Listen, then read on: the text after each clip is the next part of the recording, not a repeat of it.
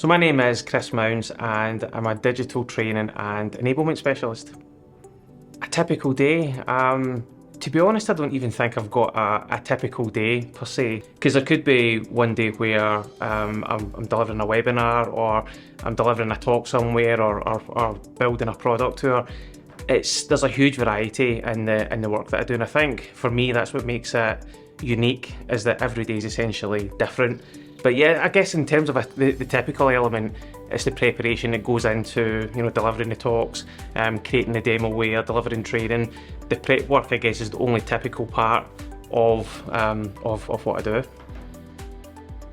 We get a lot of autonomy to work in the best way that gets the best results.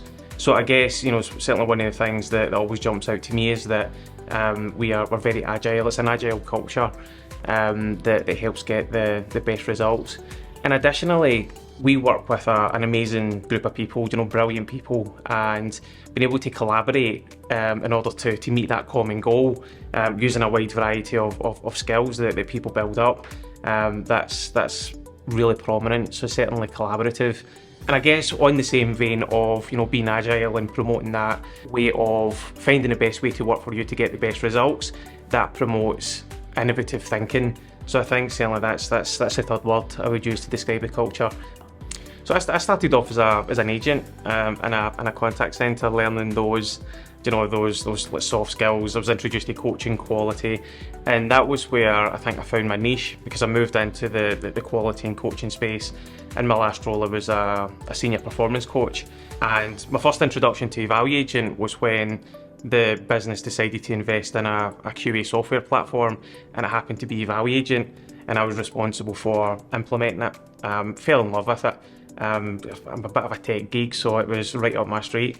The opportunity then came up to join eValueAgent as a customer success manager, and it was the perfect move in terms of where I wanted to go and what my skill set essentially was. But then, as fate would have it again, another role came up, where my current role, where I was able to build training, build product tours, really exercise my kind of creativeness in order to get the kind of best results in terms of enabling our team to be able to have the things that they need in order to sell the platform.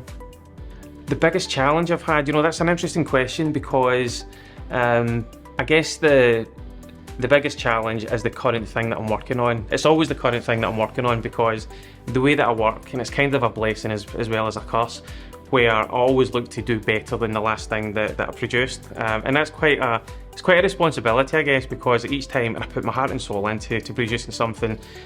So that's the standard I look to sort of kind of exceed the next time. So the thing that I'm working on currently, which is my biggest challenge at the moment, is writing workshops that will be delivered to a contact centre organisation out in the States, focusing on coaching and gamification. So right now, that is my biggest challenge until that's done, and then it'll be the next thing.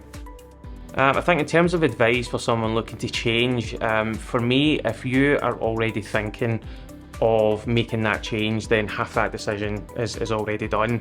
The next part, probably the most important part, is finding the right career that you want to move to. It's not about just finding the next opportunity, it's the right opportunity, because that's ultimately the reason that you're looking for that change in career. So it's finding the right one.